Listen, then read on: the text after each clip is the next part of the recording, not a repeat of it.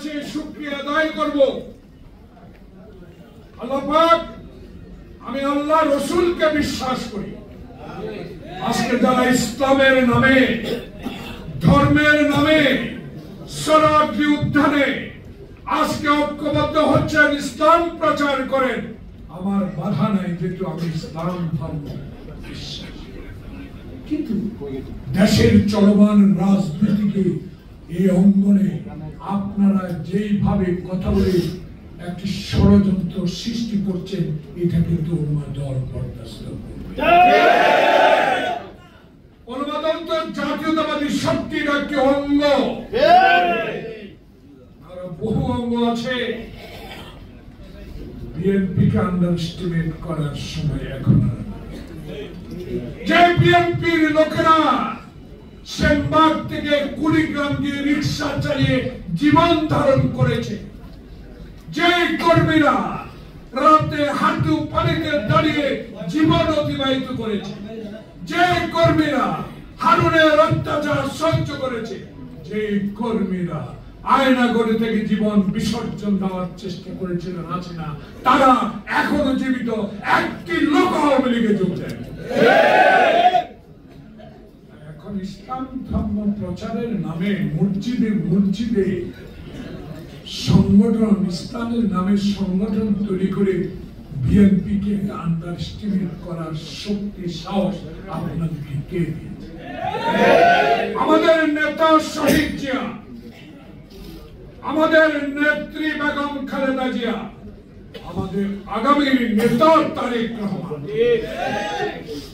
শহীদ জিয়া আল্লাহ ছাড়া মাথা নত করেন,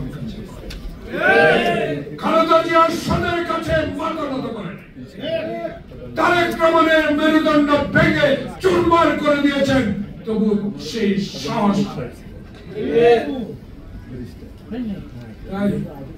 আমাদেরকে ধমক দিয়ে একটি সুষ্ঠু নির্বাচনকে ব্যাহত করবে বাংলাদেশ জাতীয়তাবাদী দল কখনো সহ্য করবে?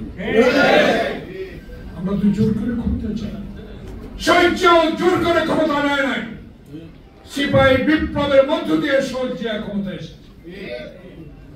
তারেক রহমান তো 5 আগস্টের পর স্পষ্ট বলে দিয়েছে, আমি হাসিনার মরা ভোটের ভোটারের প্রধানমন্ত্রী হতে চাই।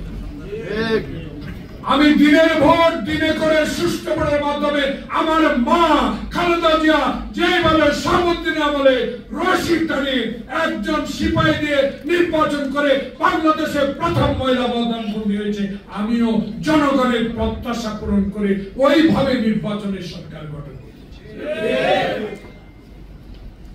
আপনারা এখন কি, আমি বুঝিও না স্যার, এটা কি সংখ্যার বোধহয় বুঝিও না।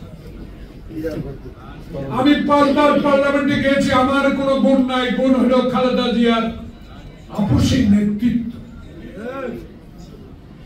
আমার কোন গুণান্বিত আমি এমপি হতে পারি নাই। আমি যেখানে গিয়েছি শহীদ জিয়ার কথা বলতে পারি, আমি যেখানে গিয়েছি এর সাথে রক্ত চক্ষু উপেক্ষা করে খালেদা জিয়ার নেত্রীর কথা বলেছি। আর এখন যেখানেই যাই সেখানে একটি কথা বলি, তারেক রহমান জিয়ার জ্যেষ্ঠ সন্তান, তাকে এইসব ধমক দিয়ে কোন লাভ হবে?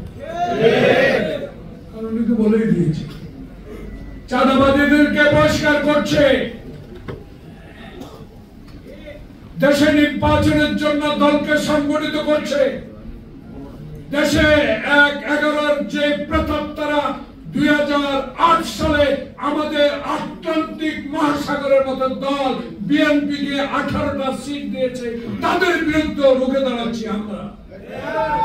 সেদিন বলেছিল শেখ হাসিনা, তুমি মানুষ মেরে সে মানুষের উপর নৃত্য করে ষড়যন্ত্র করে সেই ফখরুল মঈনকে ক্ষমতায় আনছো না?